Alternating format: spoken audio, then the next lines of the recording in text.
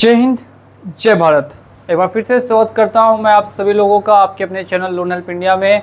आज का टॉपिक आप लोगों के लिए काफ़ी इम्पोर्टेंट है। काफ़ी लोग इस पर काफ़ी समय से हमें बता रहे थे कि आप वीडियो ज़रूर से ज़रूर लेकर आइए सर। क्या ऐसे उपाय है जो हम अपना सकते हैं जिनसे हमारे ऊपर लोन ऐप वाले कभी भी कोई कार्रवाई नहीं करने के लिए उत्सुक हो जाए।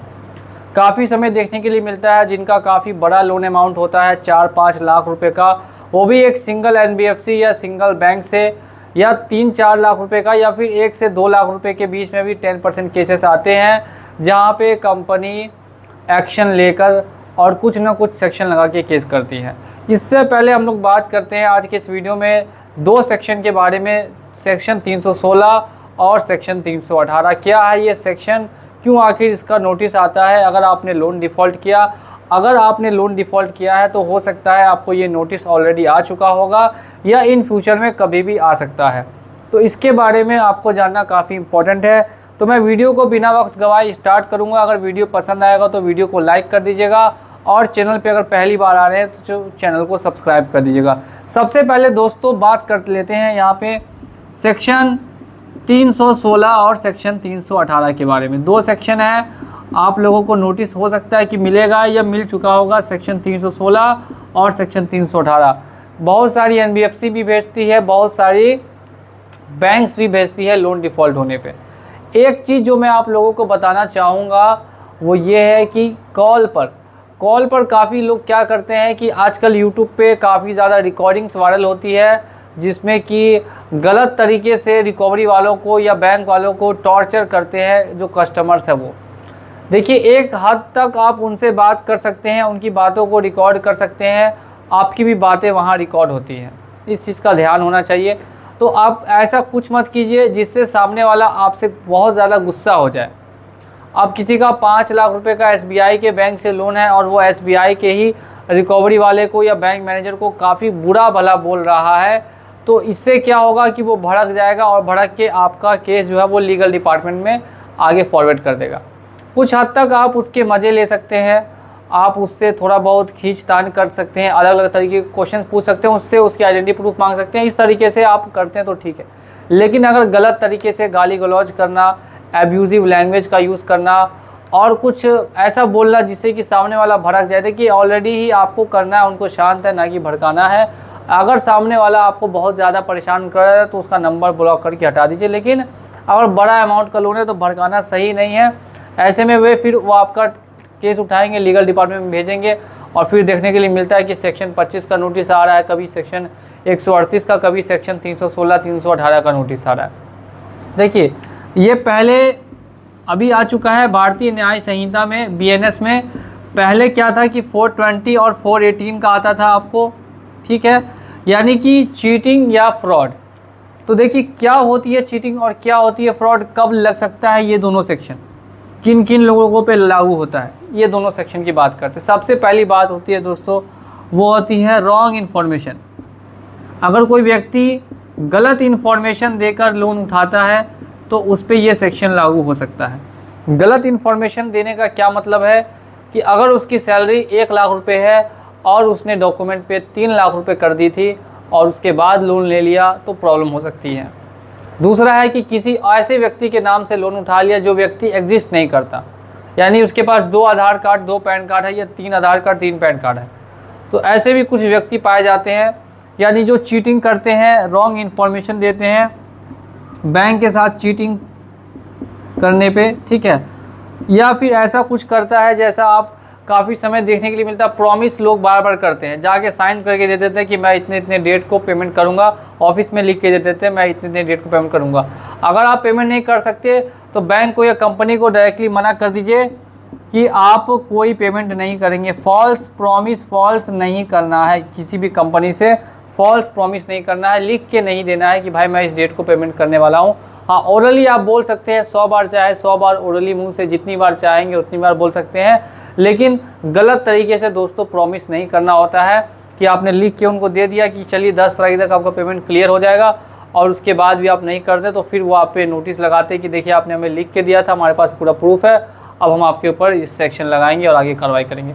देखिए ये सेक्शन मैं बता दूं तो किसी 1 लाख मान लेते हैं डिफ़ॉल्टर है, जिन्होंने लोन को डिफ़ॉल्ट किया, उसमें से एक पर ही लगेगा, 1 लाख में से एक पर लगेगा। और मुझे लगता है जितने भी हमारे सब्सक्राइबर्स हैं जो हमारा वीडियो डेली देखते हैं, उन पे ये सेक्शन बिल्कुल भी लागू नहीं होगा, क्योंकि जैसा जैसा आप उन्हें स्टेप गाइड करते हैं वो सेम टू सेम फॉलो करते हैं। इग्नोर कीजिए, ज़्यादा उनसे बहसबाजी करना, उनको उकसाना या ऐसा समझना कि हम हीरो बन जाएंगे, तो ऐसा दोस्तों कुछ भी नहीं होने वाला।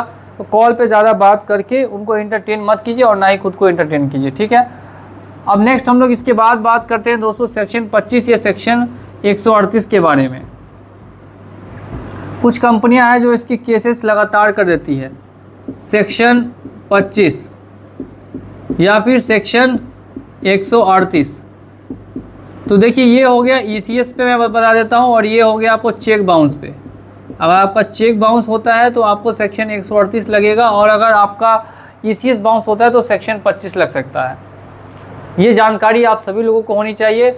बहुत सारी लोन एप्लीकेशंस है जो ECS बाउंस करती है, उसके बावजूद भी सेक्शन 25 का केस वगैरह नहीं करती है, और बहुत कम ही ऐसी 1-2 एप्लीकेशन है जो करती है, जिसमें 2 का मैं आपको नाम बता देता हूँ। जब मुझे पता है इन्फॉर्मेशन मैं दे देता हूँ। एक कंपनी का नाम आता है दोस्तों लेंडिट आता है, दूसरी कंपनी का नाम आता है दोस्तों चिन्मय फाइनेंस आता है, ठीक है। तो ये कुछ ऐसी कंपनियां हैं जो केस वगैरह कर सकती है। तो अगर इनका लोन है तो आप इनका लोन दे दीजिएगा ऑनलाइन एप्लीकेशन से। तीसरी एप्लीकेशन की अगर मैं बात करूं तो यहाँ पे तीसरी एप्लीकेशन आ जाती है नावी। जिनका भी नावी में 5, 6, 7, 8, 9, 10 लाख रुपए का लोन है, उनको भी ये प्रॉब्लम फेस करनी पड़ सकती है कि सेक्शन 25 का केस उनके ऊपर कर दिया जाए। अब इसके अलावा बैंक बहुत सारी करती है बड़े बड़े अमाउंट के लोन पे। बजाज वाले तो नहीं करेंगे, आपको लेंडिट वाले, और मैंने तो बताया लेंडिंग कार्ड हो गया, पूना वाला हो गया। अगर बड़ा लोन उठाया हुआ है, 5-10 लाख का लोन उठाया हुआ, तो ये सब कुछ कर सकते हैं। क्या होता है सेक्शन 25 का, डेट मिलती है दोस्तों, ध्यान दीजिएगा। डेट मिलेगी आपको, मान लेते हैं 4 मार्च की डेट मिलती है। यहाँ पे आपको अपीयरेंस के लिए बुलाया जाता है, समन आता है। समन कैसे आएगा, तो बाय ईमेल आ सकता है, बाय व्हाट्सअप भी आता है, और आजकल बाय पोस्ट तो आना ही आना है। समन आया, 4 मार्च की डेट निकली, आप वहाँ गए, जाके आपने अपना बेल वगैरह कराया और करा के वापस आ गए, ठीक है। कितना खर्च आएगा तो डिपेंड करता है लोन अमाउंट पे। ज़्यादातर लोगों का 10,000 रुपये से आसपास खर्चा आता है, 12,000 रुपये तक खर्च आता है, और उनको बेल हो जाती है आसानी से, वो वापस घर आ जाते हैं। कोई जेल वेल का चक्कर इसमें नहीं होता है। लेकिन हम लोगों का मेन टॉपिक क्या है कि इससे आखिर आपको बचना कैसे है कि ऐसा कुछ सेक्शन ना लगे। तो मैंने ऑलरेडी ही स्टार्टिंग में आपको बताया था कि ऐसा कुछ भी ना करें जिनसे कि वो उत्सुक हो जाए आपके ऊपर लीगल एक्शन नहीं लेने के लिए कि ये तो जानबूझ के ही फ्रॉड कर रहा है। अपने आप को थोड़ा सा नीचा दबा के रखें कि नहीं भाई, मेरे साथ तो बहुत सारी प्रॉब्लम्स है सर, हमारे तो मेडिकल कंडीशंस ख़राब है, रिलेटिव से पैसा लेके खा रहे हैं, आज खा रहे हैं कल खा नहीं पाएंगे, ऐसा ही हालत हो गया है। इस तरीके से बात कीजिए, ना कि उनका बाप बनने की कोशिश कीजिए। अगर आप दिखाइएगा नहीं कि आप बैंक से भी बड़े हैं, आपने तो पैसा लेके खा लिया, आप जाइए जो करना कीजिए, तो ऐसा करना आप भी जानते हैं गलत है।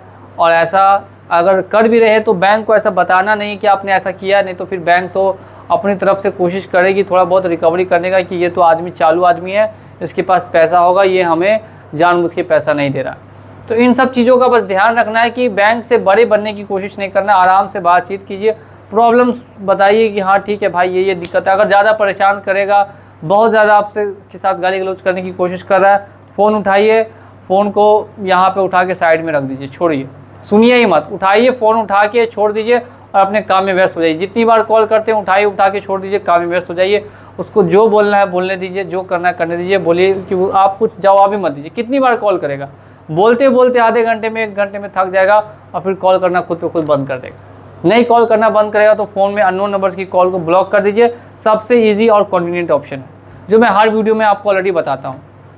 सबसे पहली चीज़ मैंने ये बता दी। दूसरी चीज़, अब पैसा आपको दिखाना नहीं है कि भाई मेरे पास तो बहुत है, मेरे पास ये है, मेरे पास वो है, मैं ये कर सकता हूँ, मैं वो कर सकता हूँ। दिखाने वाला काम नहीं करना है। जब आप लोन डिफ़ॉल्ट कर चुके हैं तो कोशिश करना है कि मामला जल्द से जल्द सॉल्व हो जाए, सेटल हो जाए, क्लोज़ हो जाए। इस तरफ आपको बताना है कि नहीं देखिए मैं बैंक से सेटल कराना चाहता हूँ, क्लोज़ कराना चाहता हूँ। अगर आपका बड़ा लोन है, छोटे मोटे लोन की मैं बात नहीं कर रहा हूँ, 2,000, 4,000, 10,000 वाले कमेंट नहीं करेंगे प्लीज़, और ना ही वो ये वीडियो देखेंगे, क्योंकि मैं बड़े लोन की बात कर रहा हूँ। 2 लाख, 4 लाख, 5 लाख, 10 लाख, 20 लाख का अगर एक बैंक से लोन है। कन्वर्सेशन सबसे बड़ी चीज़ है। अगर आप कैसे कन्वर्सेशन करते हैं बैंक से, कैसे उसी तरीके से बैंक आपको डील करेगी। बैंक वाले भी बेवकूफ़ नहीं बैठे होते हैं, उनको पता हो चल गया अगर कि सामने वाला व्यक्ति की इंटेंशन क्या है, तो उस हिसाब से वो भी काम करते हैं। तो इन सब चीज़ों का ध्यान रखिएगा। बाकी मुझे यकीन है कि आप इनमें से नहीं होंगे जिन पे के ऊपर एक्शन होगा, आप उनमें से होंगे जिनके ऊपर किसी तरीके का एक्शन नहीं होगा। तो बहुत बहुत धन्यवाद वीडियो को देखने के लिए। वीडियो पसंद आया हो तो वीडियो को लाइक कर दीजिएगा, और चैनल पे नए तो चैनल को सब्सक्राइब कर दीजिए। मिलूंगा अगले वीडियो में बहुत ही जल्द। जय हिंद, जय भारत।